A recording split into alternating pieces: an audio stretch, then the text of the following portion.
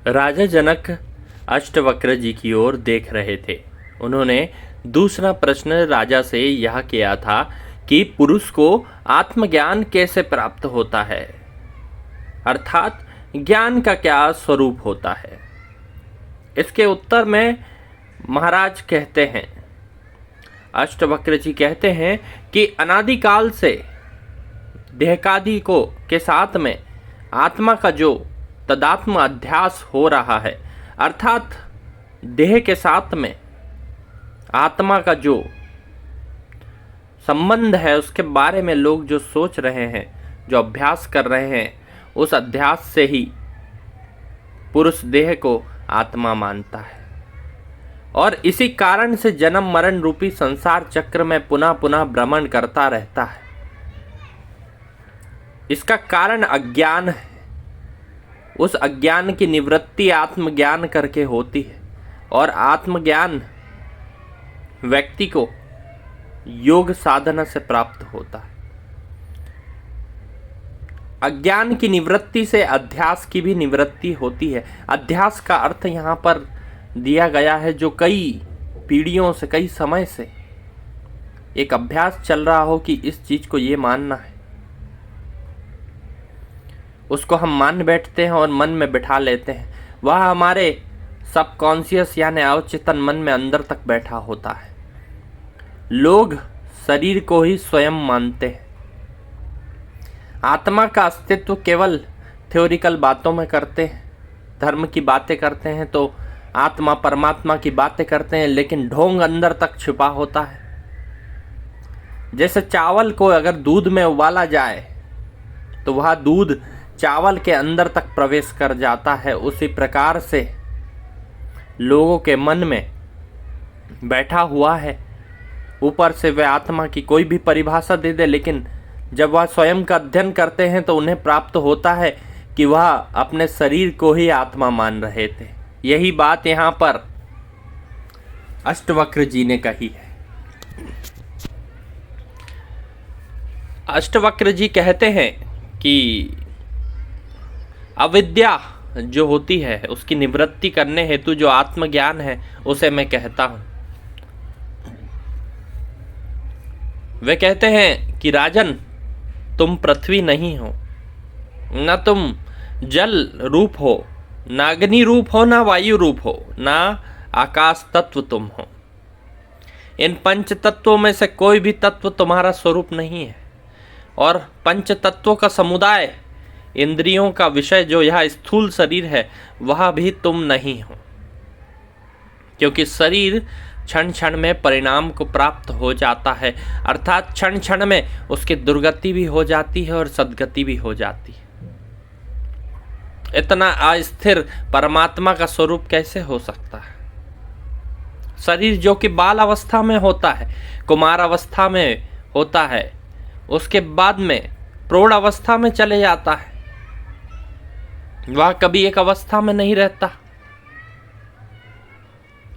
इसलिए मैंने अर्थात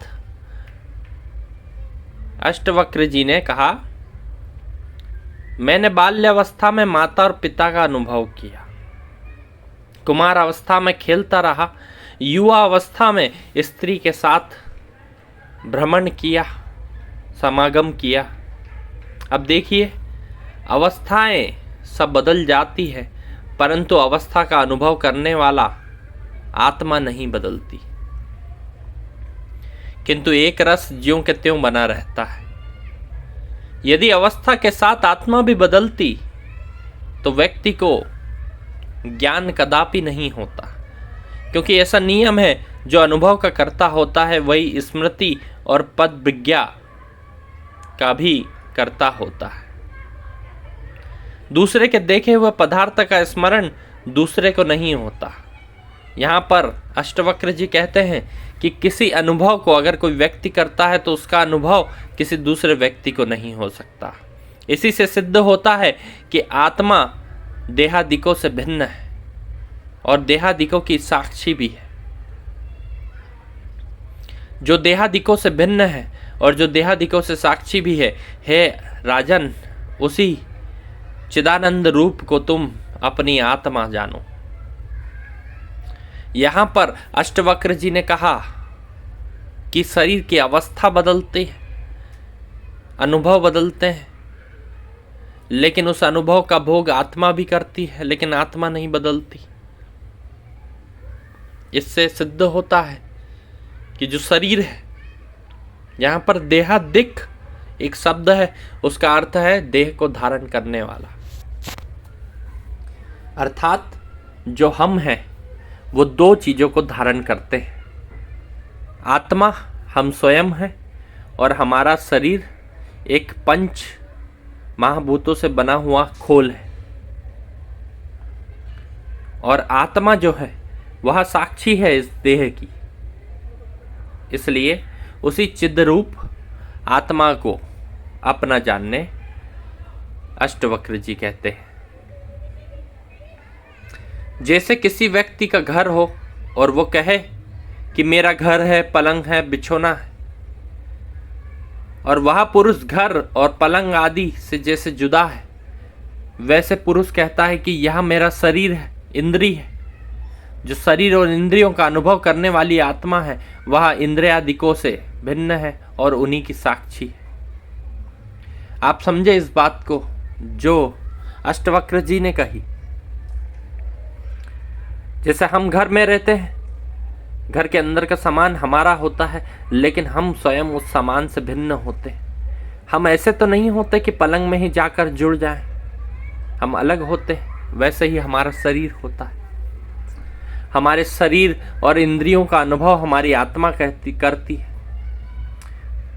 भारत में कानों से सुनने वाले ज्ञान का बड़ा चलन था, जिसमें अशुद्धि आने की संभावना कम होती थी, जिसे हम श्रुति कहते थे। श्रुति कहती है अयम आत्मा ब्रह्मा, जो प्रत्यक्ष है तुम्हारा आत्मा है, यही ब्रह्म है, यही ईश्वर है। अष्टवक्र जी कहते हैं, हे जनक, पृथ्वी आदि पंच महाभूत और उनका कार्य, स्थूल शरीर तथा इंद्रियां और उनके विषय शब्द आदि, इन सब से तू अधिक भिन्न है। इन सब का तू साक्षी है। ऐसे निश्चय का नाम ही आत्मज्ञान होता है।